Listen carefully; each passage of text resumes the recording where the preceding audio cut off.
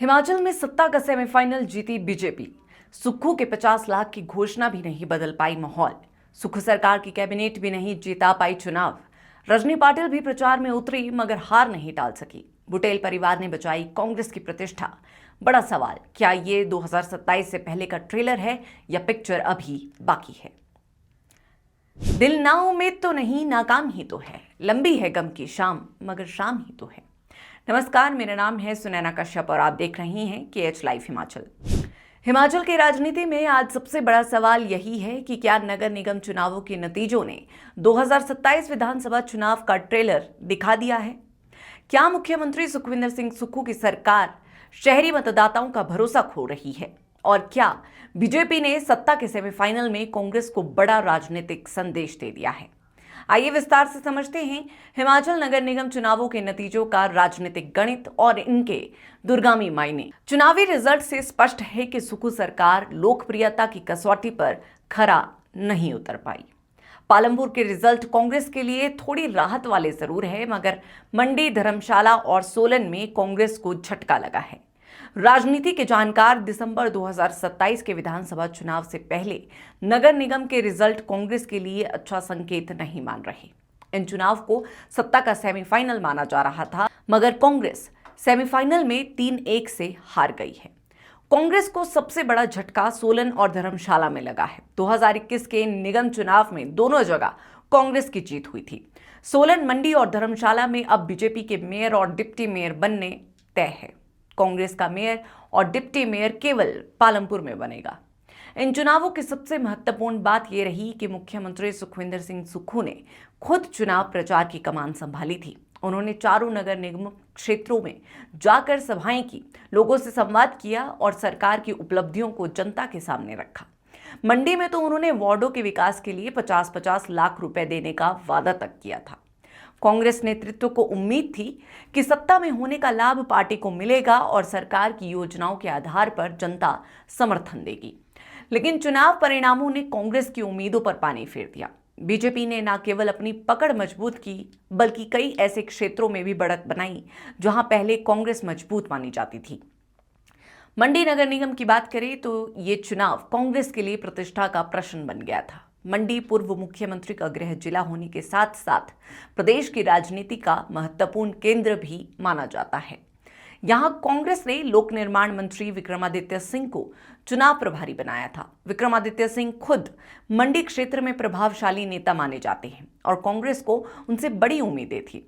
इसके बावजूद पार्टी अपेक्षित प्रदर्शन नहीं कर सकी। बीजेपी ने यहां मजबूत बढ़त बनाकर साफ संदेश दिया कि मंडी में उनका संगठन और जनाधार अभी भी मजबूत स्थिति में है। राजनीतिक विश्लेषकों का मानना है कि मंडी के नतीजे कांग्रेस के लिए सबसे ज्यादा चिंताजनक है, क्योंकि ये क्षेत्र सरकार की प्रतिष्ठा से सीधे जुड़ा हुआ था।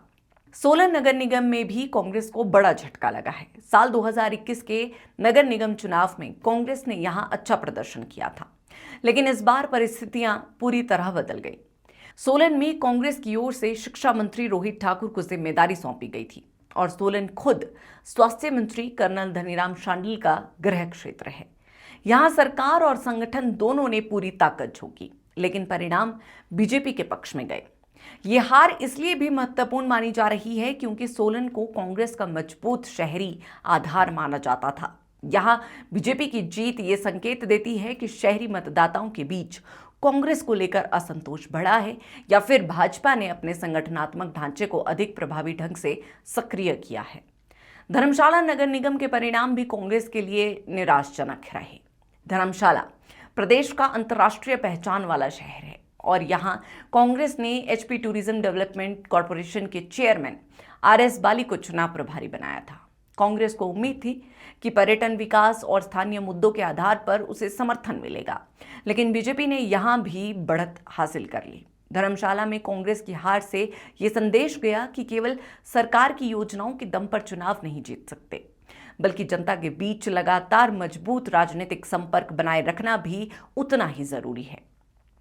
हालांकि इन चुनावों में कांग्रेस के लिए एक राहत भरी खबर भी रही और वो थी पालमपुर नगर निगम में जीत। पालमपुर ने कांग्रेस की राजनीतिक प्रतिष्ठा को बचाने में काम किया। यदि यहां भी कांग्रेस हार जाती तो चारों नगर निगमों में उसका सफाया हो जाता और विपक्ष को सरकार पर हमला करने का एक बड़ा मौका मिल जाता। पालमपुर में कांग्रेस की सफलता का श्रेय स्थानीय विधायक आशीष बुटेल और उनके पिता पूर्व विधायक बीबीएल बुटेल के लंबे राजनीतिक प्रभाव और व्यक्तिगत जनाधार को दिया जा रहा है। राजनीतिक जानकारों का मानना है कि पालमपुर में कांग्रेस की जीत सरकार की नीतियों से अधिक स्थानीय नेतृत्व की लोकप्रियता का परिणाम है। इन चुनावों में कांग्रेस ने केवल मुख्यमंत्री ही नहीं बल्कि अपने लगभग सभी बड़े नेताओं को मैदान में उतारा था। प्रदेश कांग्रेस प्रभारी रजनी पाटिल ने भी चुनाव प्रचार में सक्रिय भूमिका निभाई। मंत्रियों, विधायकों और संगठन के पदाधिकारियों को अलग अलग जिम्मेदारियां दी गई। इसके बावजूद पार्टी 3 नगर निगमों में हार गई। इससे ये सवाल उठना लाजमी है कि आखिर सत्ता में होने के बावजूद कांग्रेस शहरी मतदाताओं का भरोसा क्यों नहीं जीत पाई। कई राजनीतिक विश्लेषकों का मानना है कि स्थानीय विकास कार्यों में देरी, कर्मचारियों और युवाओं से जुड़े मुद्दे तथा सरकार की कुछ नीतियों को लेकर जनता के बीच असंतोष का असर इन चुनावों में दिखाई दिया है। ऐसे में सबसे बड़ा सवाल ये उठ रहा है कि आखिर सुक्खू सरकार का शहरी क्षेत्रों में सुपड़ा साफ क्यों हुआ और जनता ने कांग्रेस से दूरी क्यों बनाई। अब राजनीतिक विश्लेषकों के अनुसार इसके पीछे कई कारण दिखाई देते हैं। सबसे पहला कारण सरकार के 2.5 साल के कार्यकाल को लेकर जनता की नाराजगी मानी जा रही है। कांग्रेस सरकार ने सत्ता में आने के बाद कई बड़े वादे किए थे, लेकिन शहरी क्षेत्रों में रहने वाले लोगों को लगता है कि विकास कार्यों की रफ्तार उम्मीद के मुताबिक नहीं रही। नगर निगम चुनावों में मतदाता अक्सर स्थानीय सुविधाओं, सड़कों, पेयजल, पार्किंग, सफाई और बुनियादी ढांचे जैसे मुद्दों पर वोट करते हैं। कई शहरों में लोगों के बीच ये धारणा बनी कि सरकार उनकी अपेक्षाओं पर पूरी तरह खरा नहीं उतर पाई। दूसरा बड़ा कारण कर्मचारियों और युवाओं से जुड़ी नाराजगी को माना जा रहा है। पुरानी पेंशन योजना लागू करने के फैसले से कांग्रेस को कुछ वर्गों का समर्थन मिला, लेकिन बेरोजगारी, भर्ती परीक्षाओं में देरी और रोजगार के अवसरों को लेकर युवाओं में असंतोष भी देखने को मिला। शहरी क्षेत्रों में युवा मतदाता बड़ी संख्या में चुनावी परिणामों को प्रभावित करते हैं और इसका असर इन चुनावों में भी दिखाई दिया। तीसरा कारण संगठन और सरकार के बीच तालमेल की कमी को माना जा रहा है। मुख्यमंत्री सुखविंदर सिंह सुक्खू ने खुद चारों नगर निगमों में जाकर चुनाव प्रचार किया। कई मंत्रियों, विधायकों और वरिष्ठ नेताओं को जिम्मेदारी दी गई। प्रदेश कांग्रेस प्रभारी रजनी पाटिल भी चुनाव प्रचार में सक्रिय रही। इसके बावजूद पार्टी कार्यकर्ताओं में वो जोश और एकजुटता नहीं दिखी जिसकी अपेक्षा की जा रही थी। कई राजनीतिक जानकार मानते हैं कि सरकार और संगठन के बीच बेहतर समन्वय की कमी चुनावी प्रदर्शन पर असर डाल गई। चौथा कारण कांग्रेस के अंदरूनी समीकरण भी बताए जा रहे हैं। प्रदेश कांग्रेस लंबे समय से अलग अलग गुटों में बटी हुई दिखाई देती रही। भले ही चुनाव के दौरान सभी नेता एक मंच पर नजर आए, लेकिन जमीनी स्तर पर कार्यकर्ताओं के बीच पूरी एकजुटता दिखाई नहीं दी। दूसरी ओर बीजेपी ने सत्ता में न होने के बावजूद अपने संगठन को सक्रिय रखा और बूथ स्तर तक मजबूत चुनावी रणनीति बनाई। हालांकि स्थानीय निकाय चुनावों को सीधे विधानसभा चुनावों का प्रतिबिंब नहीं माना जाता, लेकिन राजनीतिक संकेत जरूर निकलते हैं। 3 नगर निगमों में बीजेपी की बढ़त ये दर्शाती है कि विपक्ष अभी मजबूत स्थिति में है और सत्तारूढ़ कांग्रेस के सामने जनाधार बनाए रखने की चुनौती बनी हुई है। यही वजह है कि राजनीतिक जानकार इन नतीजों को सुक्खू सरकार के लिए एक वेकअप कॉल मान रहे हैं। बीजेपी की 3-1 की जीत ने यह साबित कर दिया है कि हिमाचल की राजनीति में मुकाबला अभी पूरी तरह खुला हुआ है। कांग्रेस के लिए ये आत्ममंथन का समय है, जबकि बीजेपी के लिए ये आगे की लड़ाई का मजबूत आधार बन गया है।